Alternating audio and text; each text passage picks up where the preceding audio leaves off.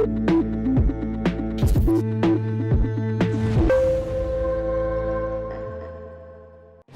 मैं हूं सोनाली बिसेन। आप देख रहे हैं भारत टाइम्स न्यूज। चलिए रुक करते हैं खबर की ओर। स्मृति ईरानी पहुंची बालाघाट, लाल बर्रा में किया जनसभा को संबोधित। आज चुनाव प्रचार का आखिरी दिन था। शाम 5 बजे प्रचार प्रसार का शोरगुल थम गया, लेकिन उसके पहले से मंचीय संबोधन जारी रहे। इसी कड़ी में केंद्रीय मंत्री स्मृति ईरानी बालाघाट विधानसभा प्रत्याशी गौरीशंकर बिसेन के समर्थन में वोट जुटाने लाल बर्रा पहुंची, जहां उनका भव्य स्वागत किया गया। स्मृति ईरानी ने उपस्थित जनसमूह से भारत माता की जय जयकार के नारे लगवाए और कहा कि ऐसे जयकारे लगाएं कि गांधी खानदान के कानों तक पहुंच जाए। अपने संबोधन में स्मृति ईरानी ने अयोध्या में बन रहे भगवान श्री राम के मंदिर का उल्लेख करते हुए कांग्रेस नेत्री सोनिया गांधी के लिए कहा कि जब सुप्रीम कोर्ट में यह मामला चल रहा था, तब कांग्रेस की ओर से कहा गया था कि भगवान श्री राम काल्पनिक है और अब उनके बेटा बेटी मंदिर मंदिर घूम रहे हैं। उन्होंने कांग्रेसियों के उस बयान पर कटाक्ष करते हुए कहा कि ये लोग राम मंदिर निर्माण की तारीख पूछा करते थे। आप सभी जानते हैं कि 22 जनवरी को भगवान श्री राम के प्राण प्रतिष्ठा की तारीख तय हो चुकी है। अब आप 17 तारीख को कमल के बटन दबाएं और गौरीशंकर को जिताकर प्रदेश में भाजपा की सरकार बनाएं। साथ ही उन्होंने श्री बिसेन से कहा कि आप जीत जाएं और 22 जनवरी को इन सभी को लेकर अयोध्या जरूर आएं। पेश कर दो, कहा कि नहीं कहा? मालूम है, सोनिया गांधी ने, गांधी खानदान ने मध्य प्रदेश की कांग्रेस की इकाई से कहा, मोदी ने कहा है मुफ्त का राशन 5 साल और मिलेगा, मोदी के खिलाफ केस दर्ज कर दो। अरे मैडम, आपसे कहना चाहती हूँ, मोदी शेर की औलाद है, गीदड़ नहीं है जो डर जाएगा।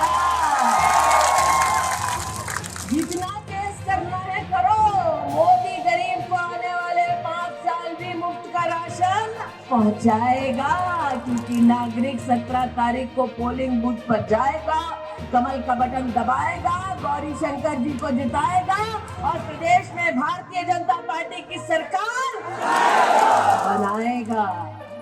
आज आपसे पूछना चाहती हूँ, जब मौत मंडरा रही थी सर पर, तो नरेंद्र मोदी ने क्या कहा? जनता जनार्दन ने कहा वैक्सीन चाहिए। एक वैक्सीन की लागत 3-3 डोज लगाना है, इतना पैसा गरीब की जेब में नहीं था। मोदी ने कहा वैक्सीन सबको मुफ्त में दिलवाई जाएगी, कहा कि नहीं कहा? तब राहुल जी ने क्या कहा? राहुल जी ने कहा वैक्सीन विदेश से लाओ, हिंदुस्तान में वैक्सीन ना बनाओ। तब मोदी जी ने क्या कहा? मोदी जी ने कहा हिंदुस्तान अब गोरों के सामने हाथ नहीं फैलाएगा, हिंदुस्तानी देश में वैक्सीन बनाएगा, कहा कि नहीं कहा? कहा ना। राहुल गांधी और गांधी खानदान ने कहा मोदी की द्वारा दी गई वैक्सीन न लगाओ भैया। क्यों कहा?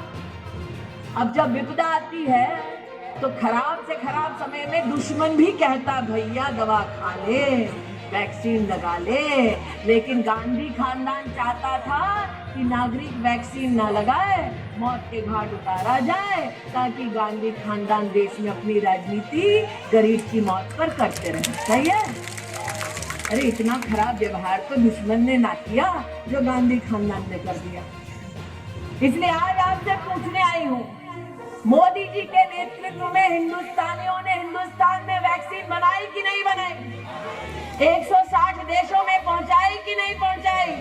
आपने वैक्सीन लगाई?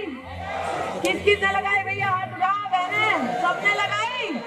मोदी की वैक्सीन सबके पास आई। तो आज आपसे कहती हूँ 17 तारीख को पोलिंग बूथ पर आओ, कमल का बटन दबाओ, गौरीशंकर को जिताओ, कांग्रेस को इंजेक्शन हार का लगाओ। आज आपके मध्य में कुछ और सवाल पूछने आई।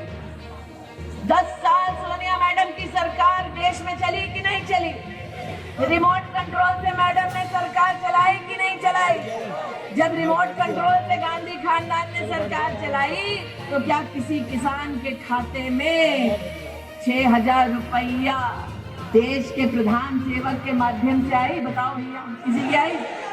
अब भारतीय जनता पार्टी ने मध्य प्रदेश में 6,000 और जोड़ दिया, मोदी जी ने 6,000 और जोड़ दिया, 12,000 रुपया किसान को खाते में मिलता है कि नहीं मिलता है? बताओ भैया, मिलता है कि नहीं मिलता है?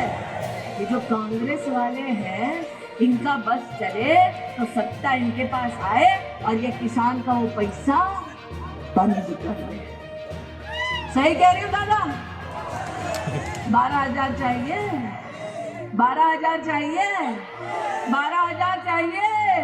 अरे किसान भाइयों 12,000 चाहिए तो फिर 17 तारीख को पोलिंग बूथ पर आइए, कमल का बटन दबाइए, गौरी शंकर को जिताइए और भाजपा की सरकार प्रदेश में बनाइए।